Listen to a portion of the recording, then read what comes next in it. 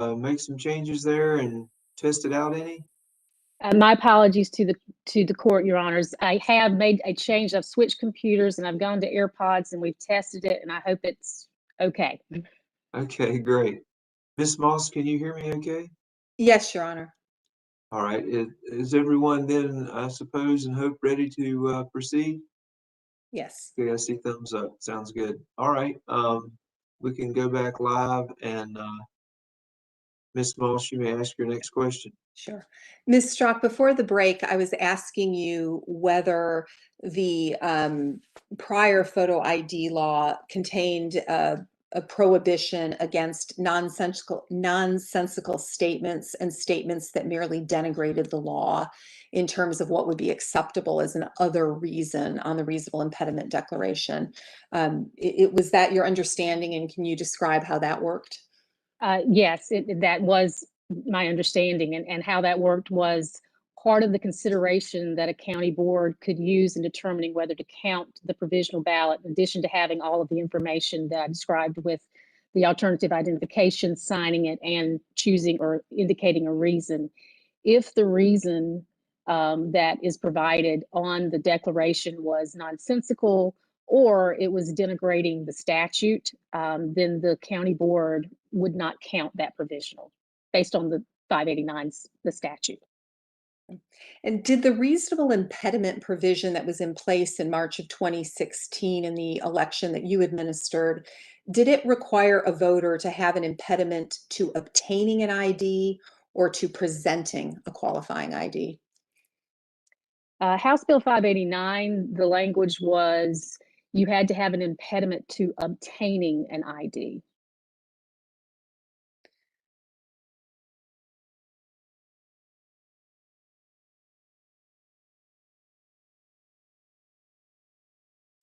Okay, turning now to the data. I think we established that there were 184 reasonable impediment declarations accompanying a provisional ballot where that ballot was not counted. Do I recall that correctly? That was from the presentation, yes. Okay. If we could, I would like to bring up, and this is a summary exhibit. Let me get the exact number. If we could bring up on the screen LX 188. Your Honor, I have a number of objections to this exhibit. May I be heard? Your Honor, I'd like to first explain what the exhibit is, if I could. Okay. Okay, so LX 188 is a summary exhibit that the legislative defendants have put together based upon documents that have been produced in discovery and that the parties agreed were admissible in this case, but that contain highly confidential information. So in lieu of publishing the highly confidential information, we've created a summary exhibit from the Excel spreadsheet that we've just been discussing with Ms. Strzok, and that is what this summary exhibit it is based upon, in addition to reasonable impediment declaration forms that were also designated highly confidential and were produced in discovery and that the parties have agreed are admissible. May I be heard? Sure. Your Honor, we object on the basis of speculation and improper lay testimony. There is a category of reasonable impediment reason deemed invalid under House Bill 589, but would count on under SB 824. That's speculative, and the opinion testimony from her report that was excluded yesterday. It's an improper summary exhibit. It doesn't just aggregate information, it analyzes it. So thus it's more accurately categorized as a demonstrative. To the extent it's a proffer, it's undisclosed expert opinion. She did none of this in her reports. We object on authenticity. We have already found at least one error by sorting the spreadsheet JX798 with the highly confidential information. And the document also mentions that it was generated using unspecified publicly available voter history information. There's no way for us to verify what it includes. I think that's all of my objections. Your Honors, may I be heard on this? Sure.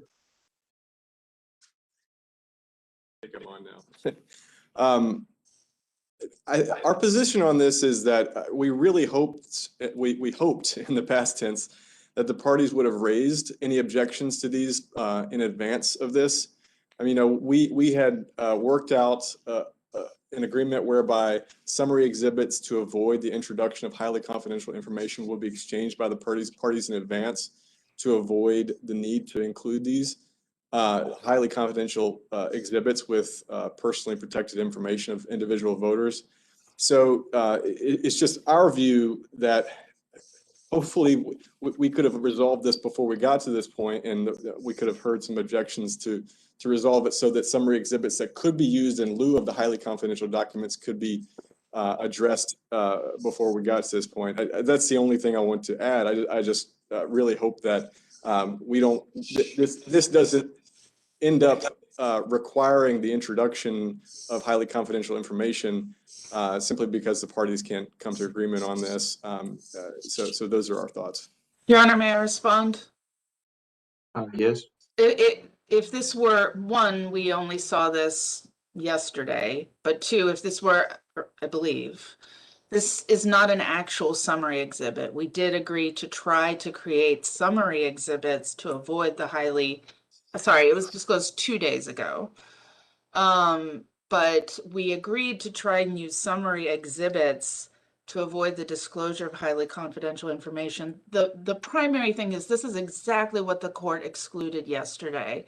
So at best, it's a proffer based on that, but it's also not, it contains analysis, not summary, and it contains inaccurate analysis and summary. So it's highly prejudicial, and there is no way for this court to rely on the information in it. Your Honor, if I may be heard, Sure. this exhibit was produced along with all other summary exhibits that we intended to rely upon almost 2 weeks ago pursuant to the parties' agreement on April 12th. If the plaintiffs had an issue with any of it, as Mr. Cox has suggested, it was our understanding that the purpose for exchanging those exhibits was so that those sorts of objections could be addressed so that we wouldn't be in the position of having to instead introduce highly confidential information.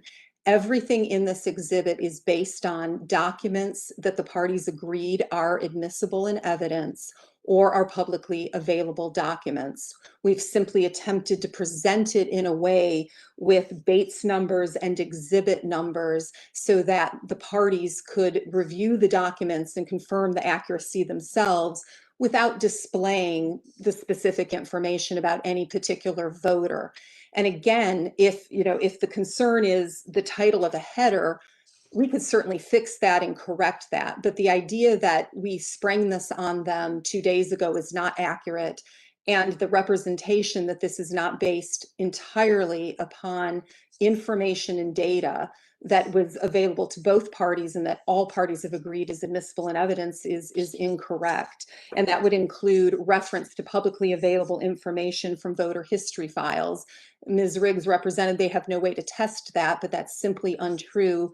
We have provided details where they can look up each individual voter by name and go to their voter history file. We provided the link to the website where that can be obtained publicly, as Ms. Strzok has already testified to. So we're, happy to make revisions to this, but this is the first we're hearing of any objections. Your Honor, if I may suggest a solution. Sure.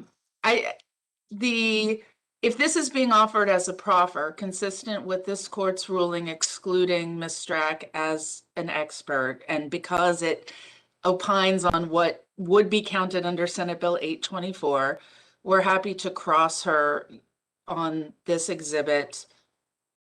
Proffer cross, I guess, if you will, but I want to make clear that this exhibit is consistent with what has been excluded, and the underlying information, I do stand corrected, the underlying information was disclosed, but the analysis is new.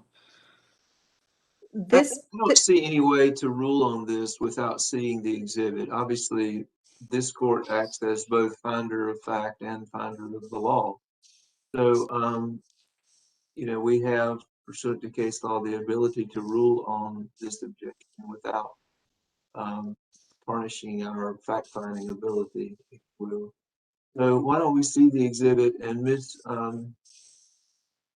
Riggs, it seems like perhaps maybe the basis of your objection, or at least part of it, is that this exhibit does analysis and constitutes opinion of the witness, which you say we have excluded. So perhaps you can direct us to that portion of it, which you say is an analysis. I mean, obviously I see right there, it says analysis. Yes, Your Honor. First line, the first word of the first line, so do that. Yes, Your Honor, the title, and then if you scroll down, there is a category. Ms. Hardiman, do you mind scrolling down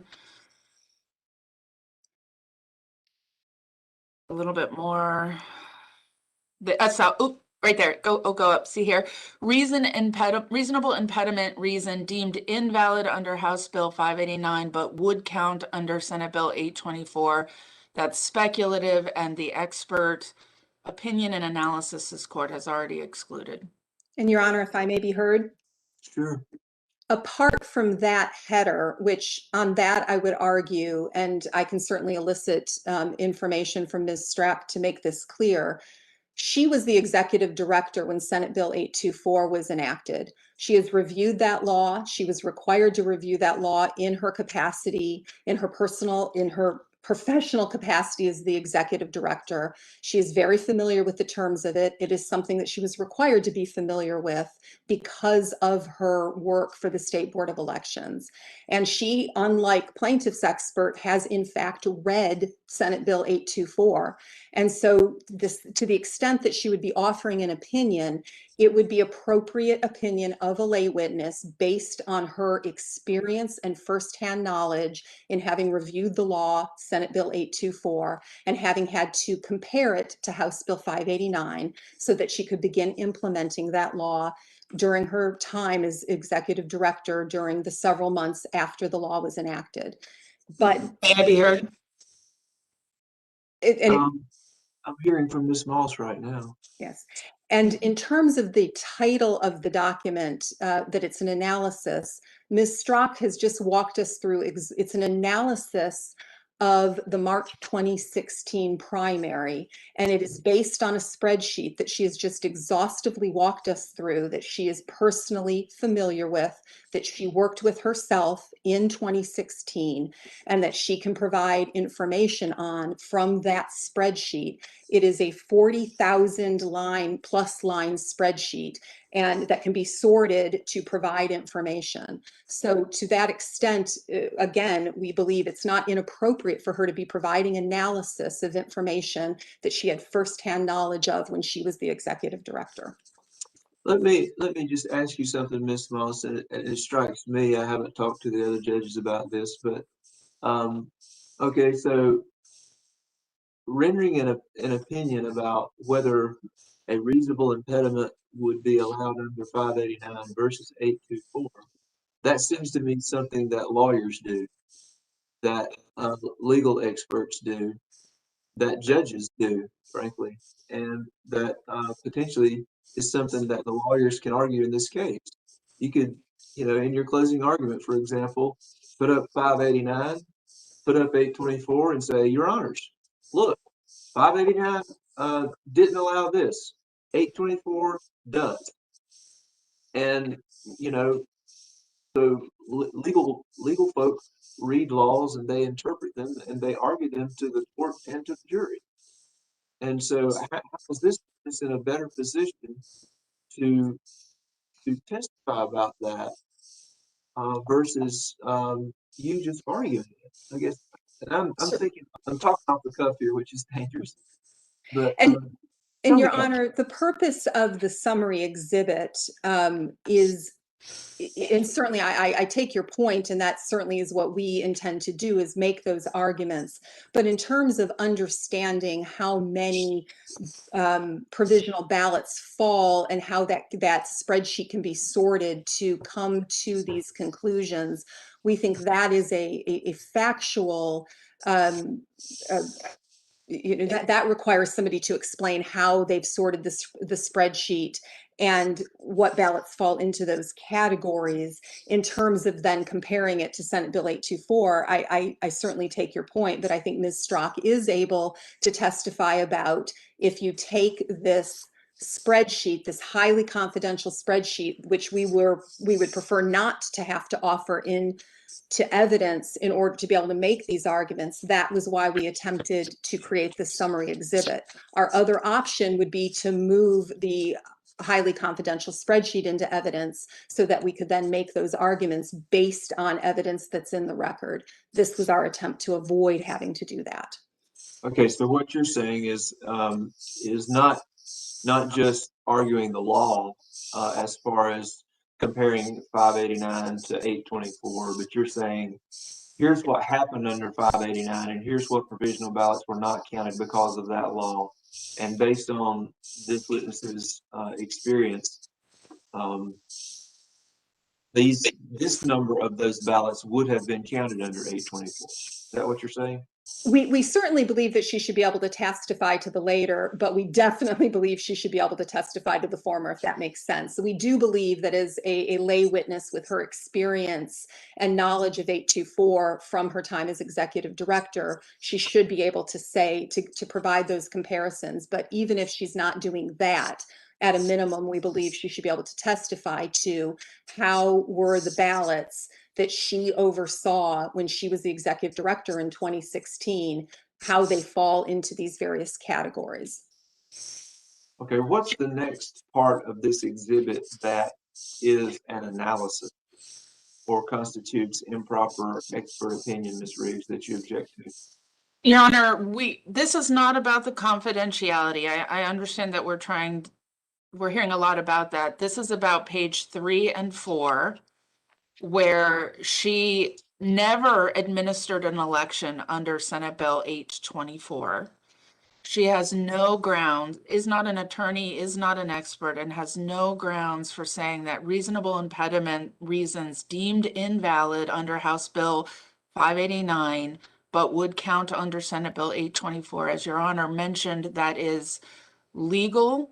It is improper expert testimony, and at a bare minimum, striking those rows would be, or striking just those parts, is what we believe would be consistent with this court's ruling about excluding her improper expert testimony. Striking what parts? Pages 3 through 4, reasonable impediment. Do you see, but would count under Senate Bill 824? Yes, I do see that. That's what we allege, that part specifically is improper expert testimony, is analysis, not facts. And Okay. Your Honor, we could change the heading of that. We could change the heading of that to say reasonable impediment reason deemed invalid under House Bill 589 and list the reason provided from the spreadsheet. And again, these are changes we would have been happy to make had these objections been raised with us 2 weeks ago when we provided this exhibit. Well, a rose by any other name still smells as sweet. I mean, you can change the heading all you want to, but I just wonder whether or not it changes her testimony. Well, I can represent that I won't ask her to compare those particular ballots to Senate Bill 824 if it's the court's ruling that she cannot do so as a lay witness. Well, I'm still trying to figure out when Ms. Riggs said page 3 and 4. I mean, on my screen, I see a little bubble there that's shaded, and I see that's where she's reading it from, but I don't know what happens after that. Do we get in after that to ones that would under one law but not under the other law count? It simply represents that there are 34 ballots that were cast under 589 for a reason that we would contend does not exist under Senate Bill 824. In other words, that they were discounted for a reason that does not exist in the current law. I got you. And Your Honor, respectfully, I think that's the gist of it, because that's the improper analysis. Okay. I think any other arguments that you want to make about it? I'm trying to flesh out all of your arguments, and then what I'm going to do is go talk to my sagely colleagues about it. We appreciate your honor's questions and indulgence. And Ms. Moss, I'm sorry if I've interrupted you at any point. They may have some of the questions they want to ask about it before we rule on it. So give me just 1 second. I'll be right back with you. Okay. Thank you, Your Honor. I'm going to go to a breakout session real quick.